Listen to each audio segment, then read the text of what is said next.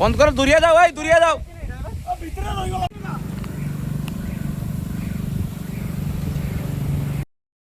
জাতীয় রাজপଥ ଉପରେ ଭୟଙ୍କର ଅଗ୍ନିକାଣ୍ଡ। ଗୋଟିଏ ବିଶାଳ 12 ଚକିଆ ଟ୍ରକ୍ ଏବଂ ଏକ ଦ୍ରୁତଗାମୀ ଟ୍ରେଲର ମଧ୍ୟରେ ମୁହାଁମୁହିଁ ଧକ୍କା ହେବା ପରେ ଲାଗି ଯାଇଥିଲା ଭୟାବହ ନିଆଁ।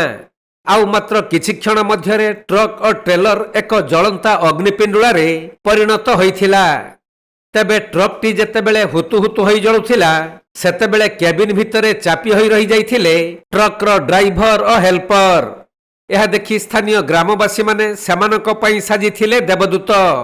ନିଜ ଜୀବନକୁ ପାଣି ଛଡ଼ାଇ ନିଆଁର ପ୍ରକୋପକୁ ଖାତିର ନ କରି ଗ୍ରାମବାସୀମାନେ ଝରକା କାଚ ଭାଙ୍ଗି ଟ୍ରକ୍ ଚାଳକଙ୍କୁ ବାହାରକୁ ଟାଣି ଆଣିଥିଲେ। ତେଣୁ ଅଳ୍ପକେ ଜୀବନ ରକ୍ଷା ପାଇଯାଇଥିଲେ ବି ଗାଡ଼ି ଦୁଇଟି ନିଆଁରେ ସମ୍ପୂର୍ଣ୍ଣ ଭସ୍ମୀଭୂତ ହୋଇଯାଇଥିଲା। ମୟୂରଭଞ୍ଜ ଜିଲ୍ଲା କୁଳିଅଣା ବ୍ଲକ ଅନ୍ତର୍ଗତ କାଟସିରିସି ନିକଟ 18 ନମ୍ବର ଜାତୀୟ ରାଜପଥରେ ଘଟିଥିଲା ଏହି ଦୁର୍ଘଟଣା ଆଉ ଅଗ୍ନିକାଣ୍ଡ। ଦୁର୍ଘଟଣା ଏତେ ଭୟଙ୍କର ଥିଲା ଯେ ଏହାର ଶବ୍ଦ ପ୍ରାୟ 1 କିଲୋମିଟର ପର୍ଯ୍ୟନ୍ତ ଶୁଭିଥିଲା। ଆଉ ଦୁଇଟି ଗାଡ଼ି ମଧ୍ୟରେ ଧକ୍କା ହେବା ସଙ୍ଗେ ସଙ୍ଗେ ସେଥିରେ ଭୟଙ୍କର ନିଆଁ ଲାଗି ହୁତୁ ହୁତୁ ହୋଇ ଜଳିଥିଲା। ତେଣୁ କିଛି ସମୟ ଧରି ଜାତୀୟ ରାଜପଥରେ ଗାଡ଼ି ଚଳାଚଳ ବାଧାପ୍ରାପ୍ତ ହୋଇଥିଲା।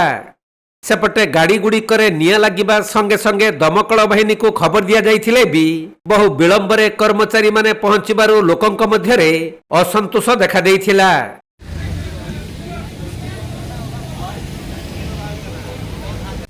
বন্ধ করো, দূরিয়ে যাও ভাই, দূরিয়ে যাও।